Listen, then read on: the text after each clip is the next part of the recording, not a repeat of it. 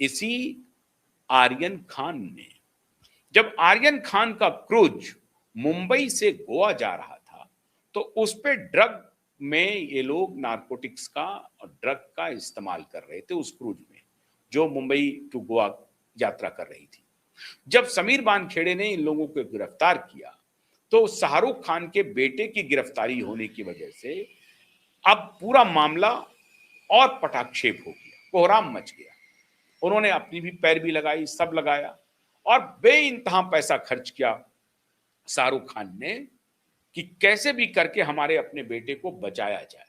और आखिर में समीर वानखेड़े के खिलाफ उसने षड्यंत्र रचा और वो केस अभी पेंडिंग है। शाहरुख खान खुद भी नपेंगे, उनका बेटा भी नपेगा। अभी वो केस बंद नहीं हुआ है, 50 साल के बाद भी केस खुल सकता है। क्यों उस केस में शाहरुख खान नपेंगे और उनका बेटा नपेगा? क्योंकि शाहरुख खान ने आरोप लगाया कि 30 करोड़ में, शाहरुख खान ने अपने से आकर के आरोप नहीं लगाया, उनके मैनेजर ने या अन्य लोगों ने आरोप लगाया, बल्कि बिके हुए दलाल पत्रकारों ने आरोप लगाया कि 30 करोड़ में शाहरुख खान से समीर वानखेड़े की डील हुई है आर्यन खान को छोड़ने को लेकर। और 50 लाख रुपए की जो पहली खेप है ये समीर वानखेड़े के पास पहुंचाया जा रहा है और बाद में 50 लाख रुपए को पुलिस ने पकड़ लिया। ये देखिए, ये 50 लाख रुपए जो है समीर वानखेड़े ने मंगवाया था उनके किसी सबऑर्डिनेट इंस्पेक्टर या ये इनके साथ मिलकर के।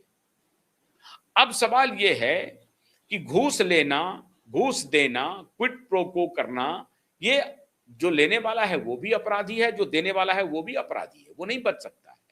तो अब शाहरुख खान से पूछा जा रहा है कि भाई 50 लाख रुपया तो कैश है, कैश आप दे रहे थे, बैग पकड़ाया है, वो कैश किसका था, कहां से आया था, ये बताया जाए।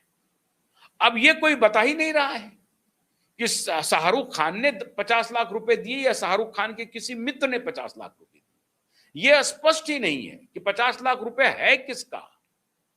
तो वो केस अभी भी पड़ा हुआ है कि भाई आपने आरोप लगाया कि हमने 30 करोड़ रुपए में डील की जिसका 50 लाख रुपए का खेप आ रहा है, वो पता ही नहीं चला 50 लाख रुपए किसका है। बताने की जिम्मेदारी शाहरुख खान की है, उनके बेटे आर्यन खान की है। तो ना शाहरुख खान बता रहे हैं ना आर्यन खान बता रहे हैं, वो केस अभी चल रहा है। अब ये जो सज्जन हैं ये 2022 में बिजनेस करने उतरे, ये बाप बेटा दोनों दुनिया को बेवकूफ समझते हैं दोनों। ये क्रिकेट के धंधे में है, वहां पैसे का खेल होता है, नशे का खेल होता है, शराब का खेल होता है और ड्रग का खेल होता है। क्रिकेट में एंजॉयमेंट है ना, चीयर लीडर्स डांस करती है, आईपीएल का खेल चलता है और ये एक आईपीएल टीम के मालिक हैं। तो क्रिकेट में ये पैसा लगाते हैं। आप देखते जाइए इनका पैसा, इनका कैरेक्टर क्या है वो देखते जाइए। बिजनेस, ये बिजनेसमैन हो गए हैं ना, बिजनेस आईक्यू कितना शानदार है। और पैसा कहां लगाते हैं? क्रिकेट में पैसा लगाया, वहां भी जुआ चलता होगा पता नहीं। आईपीएल पर बहुत गंभीर आरोप है सट्टा वट्टा खेलने का, भगवान जाने। क्योंकि अब खुद ललित मोदी कह रहे हैं कि आईपीएल को इन लोगों ने तबाह कर दिया, ये कर दिया, वो कर दिया। वो चार्म नहीं है, लोग देखते नहीं है, व्यूअर्स नहीं है, लोग आते हैं देखते हैं, लेकिन वो बात नहीं है जो वो सोच रहे थे। ललित मोदी, श्रीमान ललित मोदी सोच रहे थे, वो कोई दूध के धुले हुए नहीं है, लेकिन वो बोलते हैं आईपीएल के बारे में क्योंकि उनके हाथ से मामला चला गया। इन्होंने बिजनेस में पैसा कहां किया इन्वेस्ट? आईपीएल में, क्रिकेट में। दूसरा इन्वेस्टमेंट देखिए इनका, पुत्र सहित दूसरा इन्वेस्टमेंट 2022 में दिसंबर महीने में, नवंबर दिसंबर महीने में डी योवल करके एक अपना ब्रांड लॉन्च किया। क्या है ब्रांड भाई? शराब बेचने के धंधे में उतरे जनाब। जो नशेड़ी ही है, दिन रात नशा ही चल रहा है, घर में, बाहर में, पार्टियों में, तो उसी धंधे में उतर जाए ना। अरे कम से कम आगे नहीं बिकेगा, हम ही पी लेंगे भगवान जाने ये खुद पी रहे हैं नहीं पी रहे। तो डी योवल करके एक ब्रांड लॉन्च किया जो दुनिया की बहुत बड़ी कंपनी है एविन वेब करके, एविन वेब के साथ कोलैबोरेट किया और ये बोर्ड का, डी योवल बोर्ड का ब्रांड लॉन्च किया 2022 में। और अभी तो हो सकता है बहुत कमा रहा हो। और डी योवल न सिर्फ शराब ब्रांड लॉन्च किया बल्कि टेक्सटाइल इसमें भी आया, इसमें कपड़ा व्यापार में भी आए। ये फैशन डिजाइनिंग और फैशन डिजाइनर ड्रेस जो है वो भी लॉन्च किया इन्होंने डीओबल के नाम से। अब पता नहीं डीओबल चल रहा है कि नहीं चल रहा है। हम लोगों की तो मान लीजिए कि बहुत लोगों की औकात ही नहीं है डीओबल ब्रांड खरीदने की। कौन है डीओबल? और डीओबल वाले शराब पीने वाले बताएंगे, हो सकता है डीओबल ब्रांड कैसा है।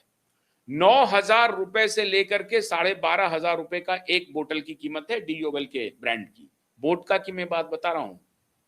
वोदका जो कहते हैं, मैं तो न पीता हूं न कभी चखा है, लेकिन पीने वाले कहते हैं कि वोदका में बहुत मतलब उतना नशा होता नहीं, वो हार्ड नहीं होता है। मुझे नहीं मालूम कि वोदका है भी क्या।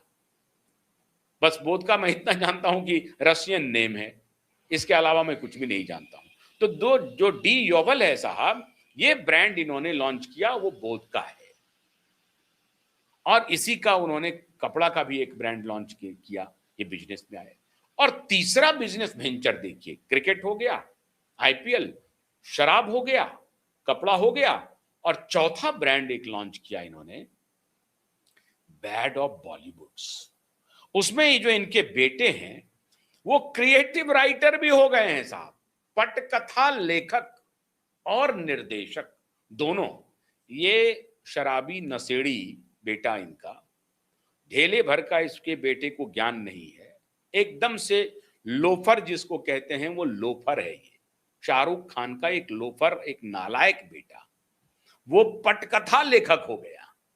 समझ गए कि नहीं? दिन रात नशे में धुत रहने वाला पटकथा लेखक हो गया और निर्देशक भी हो गया। अरे भाई, बाप के पास पैसा है, जो मर्जी कर लो, पटकथा लेखक भी बन जाओ, निर्देशक भी बन जाओ। निर्देशन कोई और कर रहा है, नाम इसका जाएगा।